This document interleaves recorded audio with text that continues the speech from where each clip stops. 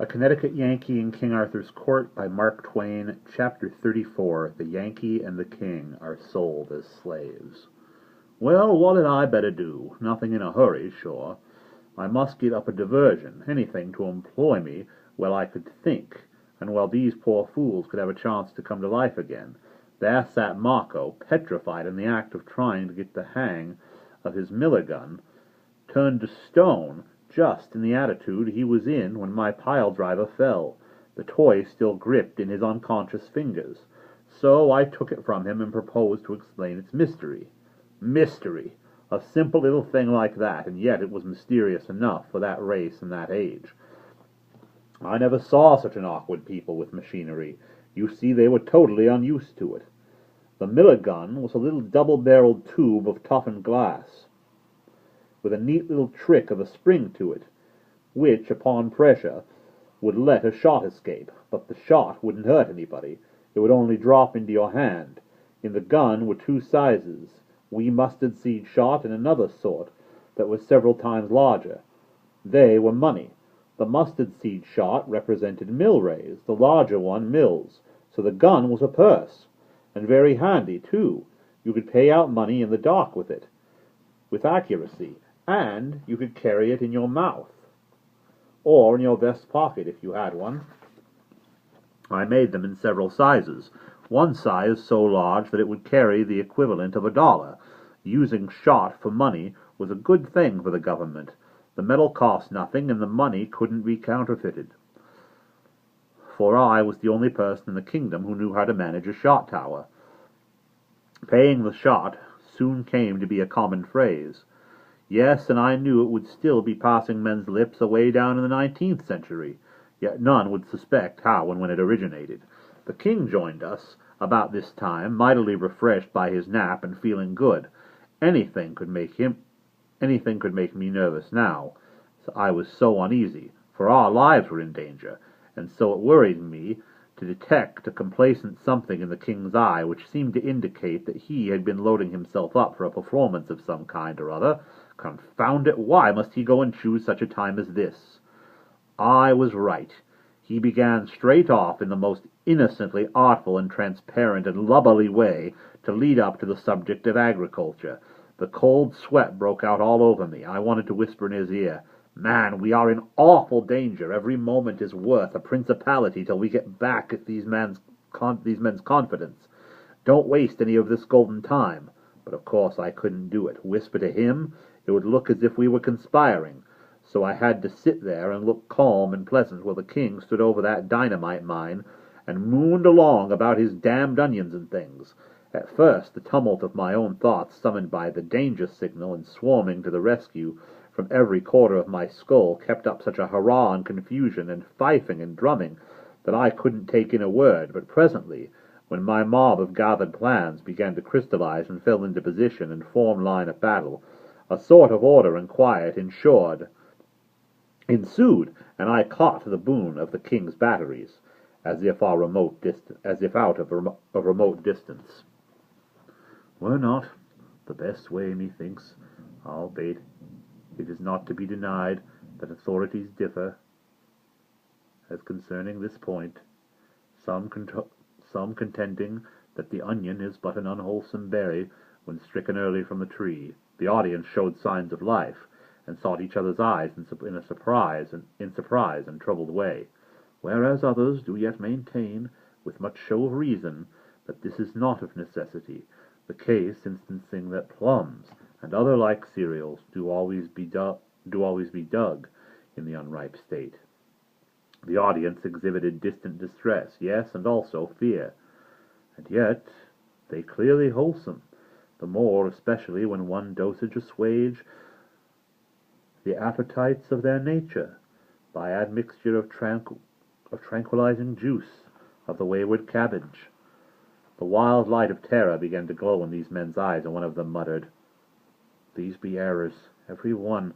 God hath surely smitten the mind of this farmer." I was in miserable apprehension. I sat upon thorns. And further instancing the known truth that in the case of animals the young, which may be called the green fruit of the creature, is the better, all confessing that when a goat is ripe, his fur doth heat and soar, and game it's his flesh, the which defect taken in connection with his several rancid habits, and fulsome appetites, and godless attitudes of mind, and bilious quality of morals, they rose and went for him with a fierce shout. The one would betray us, and the other is mad. Kill them, kill them! They flung themselves upon us. What joy flamed in the king's eye!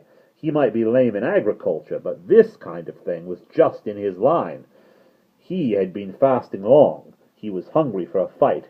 He hit the blacksmith a crack under the jaw that lifted him clear off his feet and stretched him flat on his back. "St. George for Britain!" He downed the wheelwright. The mason was big, but I laid him out like nothing. The three gathered themselves up and came again, went down again, came again, and kept on repeating this with native British pluck until they were battered to jelly, reeling with exhaustion, and so blind they couldn't tell us from each other. And yet they kept right on hammering away with what might was left in them, hammering each other, for we stepped aside and looked on while they rolled, struggled, and gouged, and pounded, and bit, with the strict and wordless attention to business of so many bulldogs. We looked on without apprehension, for they were fast getting past ability to go for help against us, and the area was far enough from the public road to be safe from intrusion. Well, while they were gradually playing out, it suddenly occurred to me to wonder what had become of Marco. I looked around. He was nowhere to be seen. Oh, but this was ominous. I pulled the king's sleeve, and we glided away and rushed for the hut. No Marco there, no Phyllis there. They had gone to the road for help. Sure, I told the king to give his heels wings, and I would explain later. We made good time across the open ground, and as we darted into the shelter of the wood, I glanced back and saw a mob of excited peasants swarm into view, with Marco and his wife at their head. They were making a world of noise, but that couldn't hurt anybody. The wood was dense, and as soon as we were well into its depths, we would take to a tree and let them whistle. Ah, but then came another sound. Dogs. Yes, that was quite another matter. It magnified our contract. We must find running water. We tore along at a good gait, and soon left the sounds far behind, and modified to a murmur. We struck a stream and darted into it. We waded swiftly down it in the dim forest light for as much as 300 yards, and then came across an oak with a great bough sticking out over the water. We climbed up on this bough and began to work our way along it to the body of the tree. Now we began to hear those sounds more plainly. So the mob had struck our trail. For a while the sounds approached pretty fast, and then for another while they didn't. No doubt the dogs had found the place where we had entered the stream, and were now waltzing up and down the shores trying to pick up the trail again. When we were snugly lodged in the tree and curtained with foliage, the king was satisfied, but I was doubtful. I believed we could crawl along a branch and get into the next tree, and I judged it worth while to try. We tried it, and made success of it, though the king slipped at the junction and came near failing to connect. We got comfortable lodgment and satisfactory concealment among the foliage, and then we had nothing to do but listen to the hunt. Presently we heard it coming, and coming on the jump, too. Yes, and down both sides of the stream, louder, louder. The next minute it swelled swiftly up into a roar of shoutings, barkings, tramplings, and swept by like a cyclone. I was afraid that the overhanging branch would suggest something to them, said I, but I don't mind the disappointment. Come, my liege, it were well that we made good use of our time. We flanked them. Dark is coming on presently, and we can cross the stream and get a good start, and borrow a couple of horses from somebody's pasture to use for a few hours. We shall be safe enough. We started down, and got nearly to the lowest limb when we seemed to hear the hunt returning. We stopped to listen. Yes, said I, they're baffled. They've given it up. They're on their way home. We will climb back to our roost again and let them by. So we climbed back. The king listened for a moment and said, They still search, and with the sign, we did best to abide. He was right. He knew more about hunting than I did. The noise approached steadily, but not with a rush. The king said, The reason that we are advantaged by no parlous start of them, They reason that we were advantaged by no parlor's start of them, and being on foot, are as yet no mighty way from where we took water. Yes, sire, that's about it, I'm afraid, though I was hoping better things. The noise drew nearer and nearer, and soon the van was drifting under us. On both sides of the water a voice called halt from the other bank and said, "And they are so minded they could get to yon tree by this branch that overhangs, and yet not touch ground. We will do well to send a man up it." "Marry, that we will do." I was obliged to admire my cuteness in foreseeing this very thing, and swapping trees to beat it. But don't you know there are some things that can beat smartness and foresight? Awkwardness and stupidity can. The best swordsman in the world doesn't need to fear the second best swordsman in the world. No, the person for him to be afraid of is some ignorant antagonist who has never had a sword in his hand before. He doesn't do the thing he ought to do, and so the expert isn't prepared for him. He does the thing he ought not to do, and often it catches the expert out and ends him on the spot. Well, how could I, with all my gifts, make any valuable preparation against a near-sighted, cross-eyed, pudding-headed clown who would aim himself at the wrong tree and hit the right one?